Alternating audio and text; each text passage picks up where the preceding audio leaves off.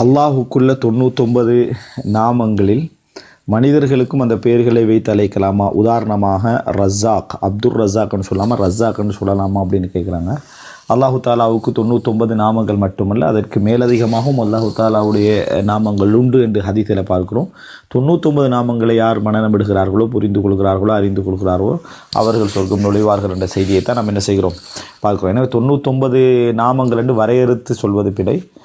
அது ஒரு பகுதி. இரண்டாவது அப்துர் ரஸாக், அப்படி என்று தான் ரஸாக் என்று சொல்கிற நேரத்தில் சொல்லணும். என்ன காரணம்?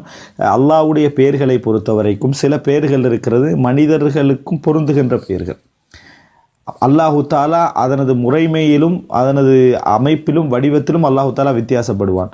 ஆனால் அதை இப்போ பேரென்ற அடிப்படையில் அந்த மனிதனுக்கும் சொல்ல முடிந்த பெயர்கள் உண்டு. உதாரணமாக ரஹீம், இரக்கமுள்ளவன். அல்லாஹு தாலா ரசூல் ஸல்லல்லாஹு அலைஹி வஸல்லம் அவர்களை பார்த்து பில் முஃமினீன ரഊஃபுர் ரஹீம், மூமின்களோடு அவர் ரஹீமாக இருப்பார் என்று அல்லாஹு தாலா சொல்கிறார்.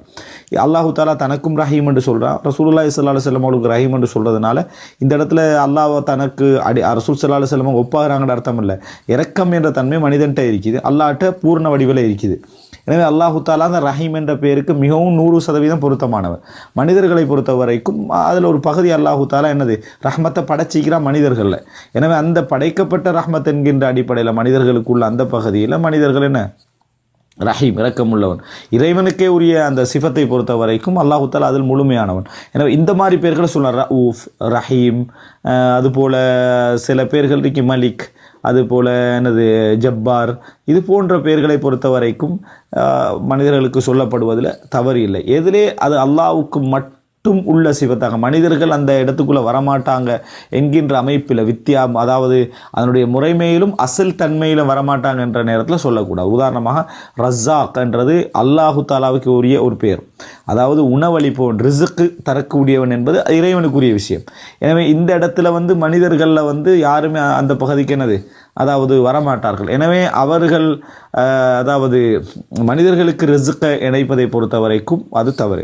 எனவே சில பெயர்கள் வைக்கலாம், சில பெயர்கள் வைக்கக்கூடாது என்பதுதான் அஸ்மா வ சிஃபாத்திலே சொல்லப்படுகின்ற ஒரு காயிதா. அதில் ரஸாக் என்பது அப்படி என்ன செய்யக்கூடாது, சொல்லக்கூடாது.